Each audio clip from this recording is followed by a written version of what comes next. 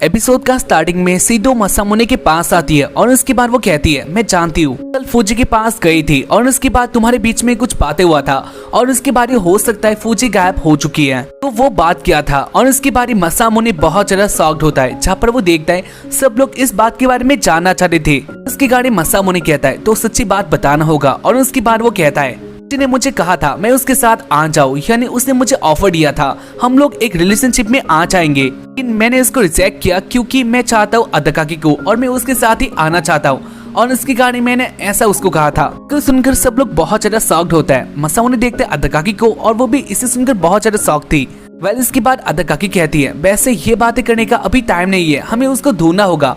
तो सबसे पहले एक काम करते हैं, तो क्या तुम्हारे पास कोई जीपीएस है जिससे हम लोग उसको ढूंढ सकते हैं बहुत इजीली? और उसके बाद सीधो कहती है अपना मोबाइल भी घर में रख दिया है, तो उसके कारण उसके पास अब कोई ऐसा डिवाइस नहीं है जिससे हम लोग उसे चेक कर सकते हैं। यानी उनके लिए फूजी को ढूंढना और भी ज्यादा मुश्किल हो चुका था। वो लोग सोच रहे होता है फूजी कहाँ पर हो सकती है। ताबा कहती है वो अपने अपार्टमेंट के पास भी हो सकती है, तो इसलिए हमें पहले उधर ढूंढना चाहिए। और उसके बाद सब लोग इस बात को फाइनल कर लेते हैं। और उसके बाद अदकाकी कहती है सीधो गाड़ी को रेडी करो, एक साथ ही हम लोग जाने वाले हैं। तभी लोग फूजी को ढूंढने के लिए रेडी हो जाते हैं। और उसके बाद सब लोग कार में आ चुके थे। मसामुने टेंशन में आ गया था। वो सोच रहा होता है क्या ये सब उसके लिए हो रहा है, जो रिजेक्ट किया था वो गलत है, और ऐसे वो सोच रहा होता है। और इसी बीच इधर आ गई थी पीछे से योशिनो कहती है तुम कल फूजी के घर में गई थी और ये बात तुमने मुझे नहीं बताई। मसामुने कहता है मास्टर इसके पीछे एक और बात है। और इसके बाद योशिनो कार में आ जाती है। सब लोग एक साथ ही फूजी को ढूंढने के लिए चले गए थे, जहाँ पर मसामुने इधर अकेला रह गया था। मुझे बहुत गुस्सा होता है क्योंकि उसने अपना बात बता दिया था और उसके बाद भी अदकाकी ने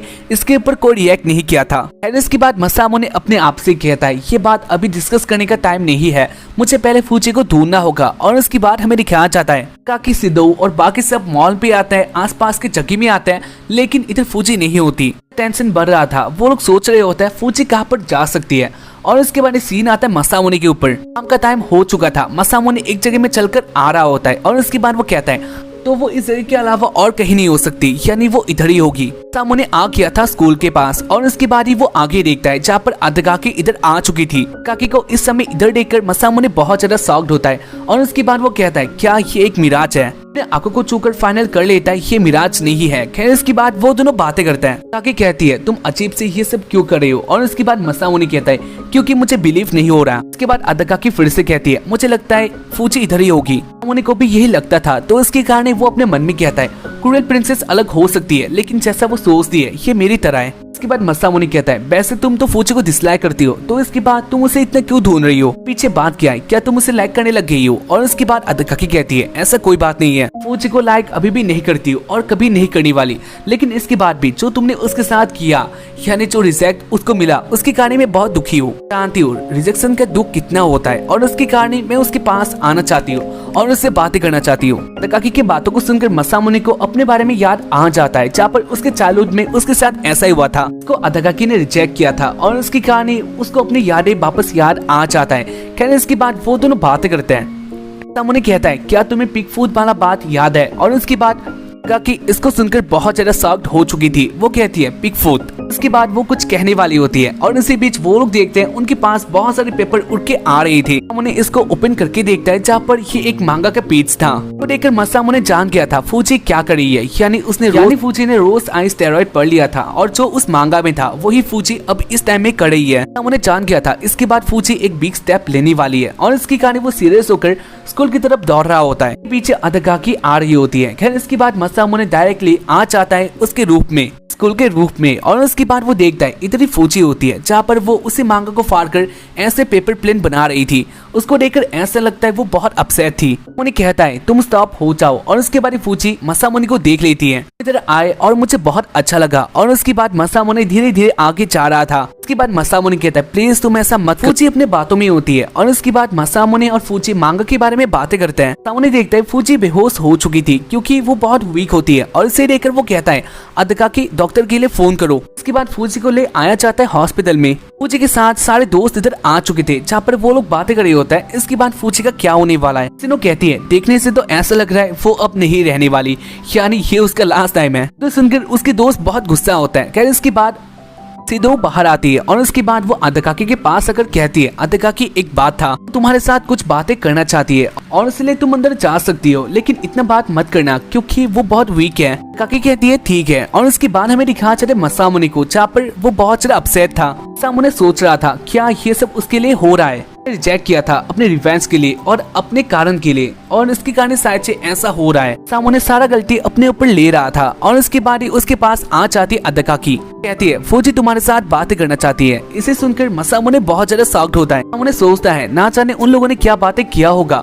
खैर इसके बाद मसामुने आ गया था फौजी के पास। फौजी मसामुने को देखकर फिर से बहुत हैप्पी होती है और उसके बाद वो कहती है, सीन आता है फ्लैशबैक में जहाँ पर फौजी अपने पास में बहुत फेमस थी, उसके साथ बातें करने के लिए बहुत से लड़कियां होती है, यानी हम लोग कह सकते हैं फूजी अपने पास में बहुत एंजॉय करती थी। फूजी को सब लोग बहुत लाइक करते थे, लेकिन साथ ही फूजी का ये बीमार तब भी था। ये बीमार तब भी बहुत बुरी हालत में था, तो उसके कारण उसके ग्रैंडफादर कहता है सर्जरी करना होगा, साथ ही कंडीशन अगर इम्प्रूव नहीं हुआ तो और भी बुरा हो सकता है। फूजी कहती है हाँ वो इसके बारे में जानती है, लेकिन उसका एक और बात है, वो एक काम करना चाहती है, यानी वो किसी के प्यार में आना चाहती है। उसको ये फीलिंग चाहिए था और इसलिए वो मसामुने के प्यार में आ गई। उसने मसामुने को सिलेक्ट किया था बहुत सारे लड़कों के फोटोज में से।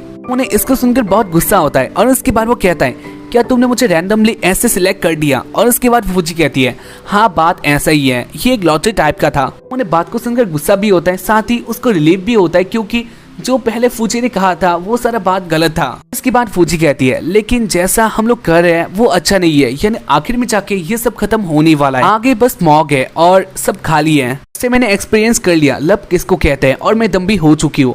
वैसे मैं इसके लिए गुस्सा भी नहीं हूँ, लेकिन मैं एक बात तो कह सकती हूँ, हम दोनों एक ही जैसे पथ में हैं। नहीं मैं जैसा कर रही हूँ सच तुम भी वैसा ही कर रही हो। खैर छोड़ो, सामने जब मेरा स्टैंड आ जाएगा और उसके बाद मैं इस जगह से जाने वाली हूँ, यानी बहुत दूर, इसलिए तुमने या फिर तुम्हारे दोस्तों ने जो मुझे दिया इतना सारा हैप्पी मेमोरीज, इसके लिए मैं तुम्हें थैंक यू कहना चाहती हूँ। बाहर का सारे दोस्त एक साथ ही बातें कर रहे होते हैं, जहाँ पर वो लोग सोच रहे थे ना जाने अंदर मसामुने और फूजी एक साथ ही क्या बातें कर रहे होंगे, इसी के लिए उदास थे। वेल इसके बाद फुताबा कह रही होती है भी मसामुने को चाहती है और उसने बता दिया, साथ ही मैं भी चाहती हूँ, लेकिन मैं उसको बता रही नहीं हूँ। मैं मसामुने को बहुत ज्यादा चाहती हूँ और ऐसे वो लोग बातें कर रही होते हैं। खैर इसके बाद फुताबा ये भी कहती है लेकिन मसामुने अदकाकी को चाहता है और अदकाकी ना जाने उसके बारे में कैसा सोचती है। उसे देखती है अदकाकी बहुत ज्यादा भूखी होती है और इसके कारण वो गुस्सा थी। बहुत टाइम बाद मसामुने बाहर आता है, जहाँ पर उसको देखकर ऐसा लग रहा था वो अपने अच्छे मूड पे नहीं होता। अदकाकी उसके लिए वेट कर रही थी और उसके बाद अदकाकी कहती है उसने क्या कहा। मसामुने आगे आता है और उसके बाद वो अदकाकी को छोड़कर आगे चला जाता है, यानी वो कुछ भी नहीं कहता। अदकाकी को उसने इग्नोर कर दिया था, जो कि इसको ही देखकर अदकाकी बहुत ज्यादा शॉक्ड होती है। सबके जाने के बाद सिदो अंदर आती है और उसके बाद वो कहती है आके कहती है आपने उसको जाने क्यों दिया। और उसके बाद फूजी कहती है क्योंकि उसने मुझे सब कुछ बता दिया। और उसके बाद और कुछ भी नहीं था। और उसके बाद फूजी एक फोटो को निकाल लेती है, जहाँ पर मसामुने और फूजी एक साथ ही थे। उन दोनों का फैमिली भी इधर होता है, वो लोग आए थे एक वेडिंग में। ऐसा लगता है उन दोनों का जोड़ी बहुत पहले से फिक्स था, लेकिन इसके बाद ऐसा नहीं हुआ। उन्हें बड़ा हो गया और उसके साथ जो उसका चॉइस था वो खत्म हो चुका है, वो इसके बारे में नहीं जानता। फोटो को देखकर रोने लग जाती है क्योंकि अब मसामुने उसकी नहीं हो सकता। उसके बाद सीन आता है मसामुने के ऊपर, जहाँ पर वो अपने घर में जा रहा था। मसामुने अपने घर जा रहा होता है, जहाँ पर उसको अभी इसी बात को याद आ रहा था। जिन्हें उसको कहा था जो मैं कर रही हूँ आगे बस स्मॉग है, बाकी सब खाली है, यानी मैं कुछ भी नहीं कर सकती। वैसे क्या तुम भी मेरे रास्ते में हो, यानी मैं जैसा कर रही थी क्या तुम भी वही कर रहे हो। और उसके बाद मसामुने कहता है वैसे बात तो सही है, तो मेरे रिवेंज लेने का प्लान है, तो इस तरफ से देखा जाए तो फूजी का बात सही था। उन्होंने बात को एग्री करता है, साथ ही वो अपने बात से गुस्सा था। लेकिन आता है अदकाकी के ऊपर और वो बाहर आ चुकी थी, वो भी फूजी की बात को सोच रही होती है। और उसके बाद वो आ गई थी गार्डन में वो अकेला होती है, जहाँ पर वो के बातों को सोचती है। और फूजी ने उसको कहा था मसामुने बहुत ज्यादा सिंसियर लड़का है, यानी वो बहुत अच्छा है और वो तुम्हें बहुत लाइक करता है। और अदकाकी की बात को सुनकर थोड़ा शर्मा जाती है। और उसके बाद वो सोच रही थी मसामुने के बारे में, वही बिगफूट है और बिगफूट को वो पहले से ही जान रही थी। कहती है मसामुने को वो पहले से ही जान रही थी, जहाँ पर जो उसका पेट है या फिर जो उसका मुंह था वो बहुत क्यूट है, तो वो बहुत ज्यादा लाइक कर रही थी। तो क्या इसका मतलब यह है वो मसामुने को लाइक करती है। ऐसे ही वो अपने बातों में बिजी होती है और इसी बीच इधर कोई आ गया था, इसको अदकाकी जान लेती है। वो कहती है कौन है और उसके बाद वो एक पर्सन को देखती है, आता है मसामुने के ऊपर, जहाँ पर वो बैकपैक कर लेता है। और उसके बाद वो कहीं पर जाने वाला था, तो देखकर उसका मदर बहुत ज्यादा इमोशनल हो जाती है। वो कहती है मसामुने जा रहा है। मसामुने कहता है ऐसा कोई बात नहीं, वो बस ऐसे ही